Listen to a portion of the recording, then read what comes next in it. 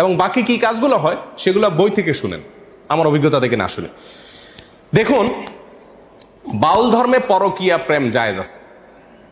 আল্লাহর কসম, আমি নিজে যাচাই করে যশোরের এক গ্রামে গিয়ে সন্ধান পাইছি যে এখানে, এমনি অন্য কাজে গেছি, পরে শুনছি যে এখানে আপনার ফকিরদের আখড়া আছে। তো আমি দেখতে গেছি, একদিন না কয়েকদিন পরে জানতে পারছি যে এক মহিলা আছে, তার স্বামীও আছে, কিন্তু সবাই জানে এই মহিলা সারাদিনই জেনা করে তার ওই সাধন সঙ্গীর সাথে, বাউলদের সাথে।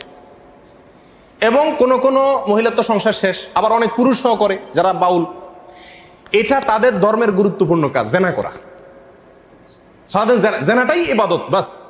এবং জেনার মানে মূল মুহূর্ত যেটা, সেই মুহূর্তেই নাকি স্রষ্টা হাজির হয়ে যায়।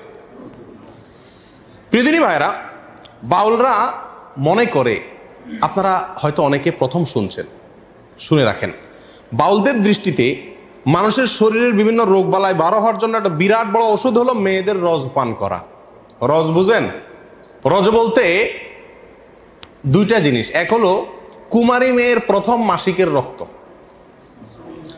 আরেকটা হলো পুরুষদের যেরকম উত্তেজনার কারণে বীর্য বের হয়, মেয়েদের যে পদার্থটা আসে এটাকে রজ বলে। এই রজ, এটা পান করলে কোনো রোগ বালাই শরীরে থাকে না, এটা বাউলদের বিশ্বাস। বড় বালা মুসিবত, অসুখ বিসুখ থেকে ভালো হওয়ার জন্য নিজের মুখ এবং মেয়েদের স্তনের দুধ পান করলে রোগ ভালো হয়। সমস্ত রোগ থেকে সর্বরোগের ঔষধ একসাথে যদি পাইতে চান তাহলে কি করতে হবে? মল, মূত্র, রজ এবং বীর্য, এগুলো সবগুলা মিক্স করে একটা ঔষধ বানায় তারা, নাম হলো প্রেম ভাজা। ওষুধের নাম কি?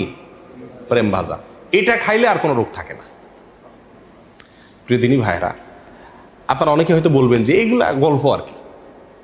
আপনি আল্লাহি বাস্তবতা খবর নিয়ে দেখেন, আর খবর নেওয়ার দরকার না, আমি আপনাকে বই পুস্তক থেকে বলছি, তাদের বই পুস্তক থেকে, তাদের ধর্মগ্রন্থ থেকে, তাদের ধর্মীয়, তাদের আচার এবং তাদের সংস্কৃতি, কালচার, এ সংক্রান্ত যে সমস্ত বই পুস্তক আমাদের সমাজে প্রতিষ্ঠিত, গ্রহণযোগ্য, অথেন্টিক, এই সমস্ত বই পুস্তকে লেখা আছে।